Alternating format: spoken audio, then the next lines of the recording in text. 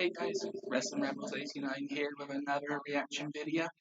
This time I'll be reacting to Stone Cold talking about if the Chokeslam from Taker to Mick Foley in the Hell in a Cell match was planned or if it was an accident when he fell through. So a lot of people disagree on this, so let's hear what the expert has to say. Without wasting any more time, let's get started. Never heard asked or answered before. When Taker and Mankind had their infamous cell match, they say the second fall wasn't planned. It If was the an accident. second fall through the top wasn't planned, how do you think they planned to get back down into the ring to finish the match? Good question. After the first fall, how could they have just crawled down? I feel like the second fall was planned. There's no way you can get off the cell a second time without another huge bump. Thoughts? Thank you, Rusty. Interesting. Hey, Rusty, I can tell you for a fact that second fall. Okay, let's talk about the Cell in a Cell match for a second. The first fall was when Undertaker kind of billed Mankind, I guess, threw him off the top of the cage, and Mick fell, I don't know how many feet onto that announce desk and to the floor. And it was staggering. It was one of the damnedest things, toughest things I've ever seen in my life. Oh, hell yeah. And then they go back to the top of the cell.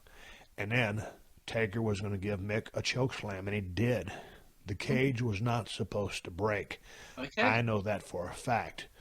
But it was such impact from Mick being so high in the air, his body weight going against that hurricane fence. There wasn't enough ties up there to hold him down, and he crashed right through that fence and hit the mat in such a twisted fashion. I mean, it should have killed him. It could have killed him. It damn near did kill him. It was a miracle failure. That was a complete failure of the fence to hold that weight. I don't know how they were going to get down there for the pinfall, or maybe the referee was going to count the fall on top of the cage.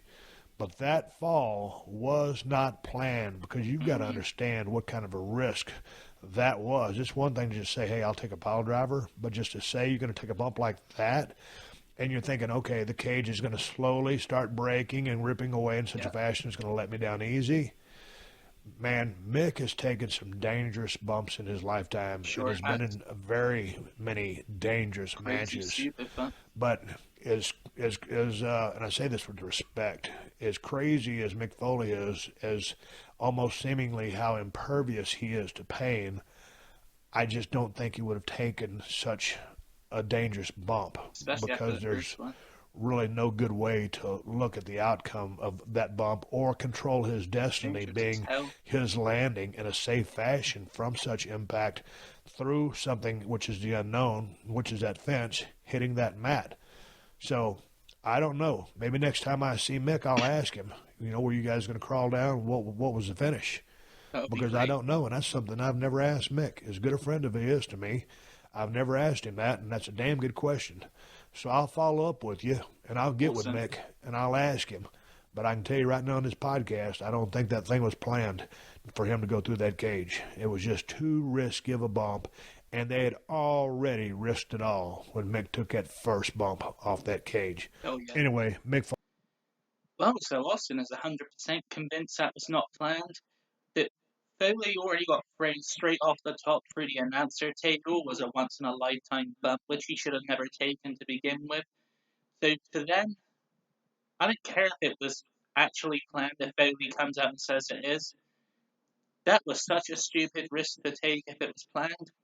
And if it wasn't planned, it's only just an absolute miracle that Foley is, number one, ridiculously tough and sturdy, and number two, that for whatever reason, however he landed, that first of all didn't really seriously injure him, and then the chair falling down on his face as well was just sickening. How on earth he managed to finish that match, I'll never know. But besides that, it is good to hear from Stone Cold, who was actually there that night, confirming away either it was planned or not.